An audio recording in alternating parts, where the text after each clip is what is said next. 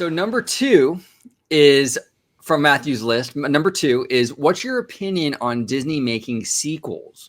Some people might argue that it goes against Walt's vision of never repeating himself. But I think Disney should backtrack on that if there's a decent story to tell. Cinderella, A Twist in Time. I think you mentioned that in the last video, Matthew. Cinderella, Twist in Time was one of the only ones that added to the overall Cinderella story. So Dre, what are your thoughts on Disney making sequels overall? I'm not purely against it. Look, I think Walt, everybody says, oh, Walt didn't like the sequels. And yes, he did, but a lot of people just kind of instinctively attribute that to, well, he just didn't like, continuing on these stories or adding to them and via the sequel route or whatever. Honestly, it really just goes to, a lot of people don't attribute it this way, but if you look at Walt Disney's history, it's really more about he's just on to do the next thing. It's he kind of looks at it as been there, done that. I kind of look at it like a Christopher Nolan almost, right? Christopher Nolan doesn't make sequels to almost anything now. Obviously, he has his famous sequels with the Dark Knight trilogy, right? But outside of that, he's on the next thing. He's not gonna add on to or revisit works he's already done before. I'm moving on, kind of thing. And that's kind of Walt Disney. It's like, hey, we did sound cartoons. Let's do an animated film, which is a huge leap, right?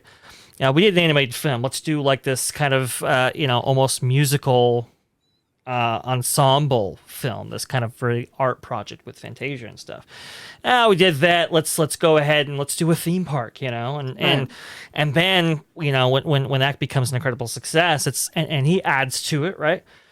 It's like, you know what? I'm been there, done that. Let's do something else. Let's do, Mineral King. Let's do Epcot, and those things excited him. And so it's not really, a criticism of sequels per se. Obviously, he has the, can't follow pigs with pigs quote there. But it was more about, he was always interested in the next thing because he had conquered so much ground, so to speak. No, 100%. Walt was very much a forward thinker. He, like you said, Dre, he was always on to the next thing.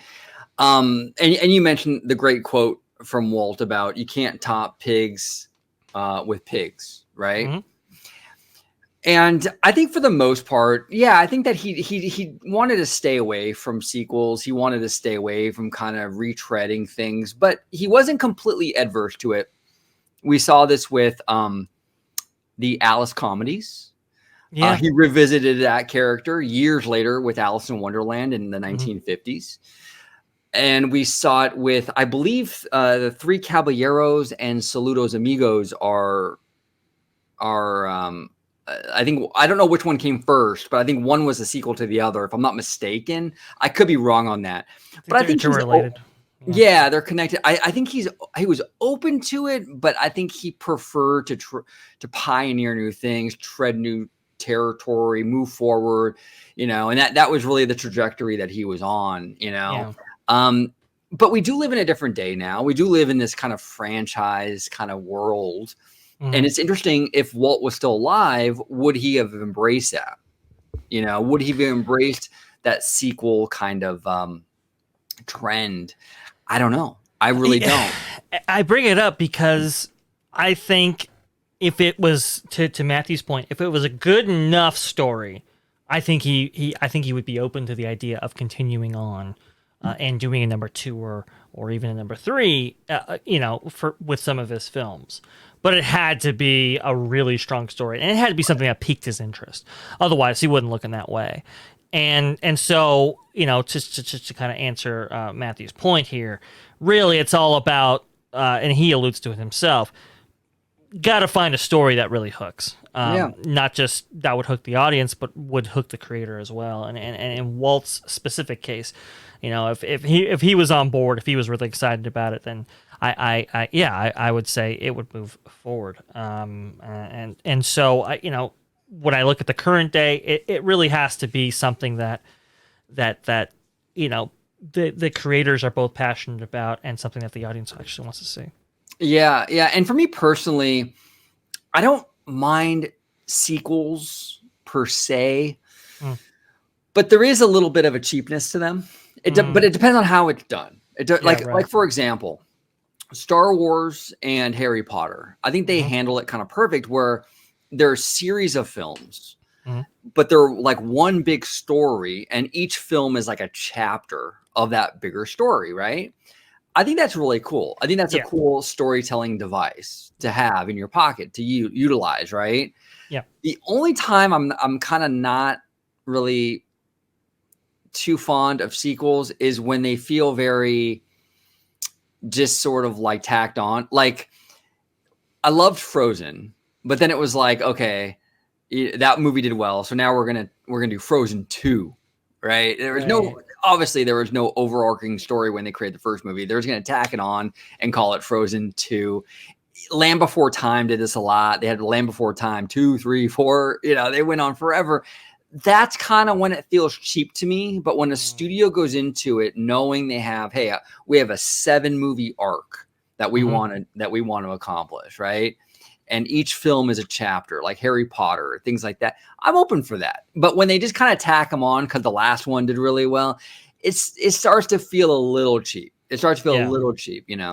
A lot of these are self-contained stories, it's like hey, we as creators who went into it, we kind of put everything that we wanted to put into the first one. So the Wachowskis famously, were very much like, oh man, the Matrix was so it was so successful. Going back into this well is extremely difficult because we did everything we wanted to do with the first one, and you Right. could kind of see how they were stretching for some material there for number 2 and 3, and it, all that kind of stuff. Now, again, some people like that trilogy a lot, but it's sometimes you're just reaching. Sometimes it's Yeah. just the studio going, "Hey, we want to see a sequel to this because yeah, we think we can turn this into a franchise." But as creators, are we necessarily passionate about this? Can we necessarily do it again?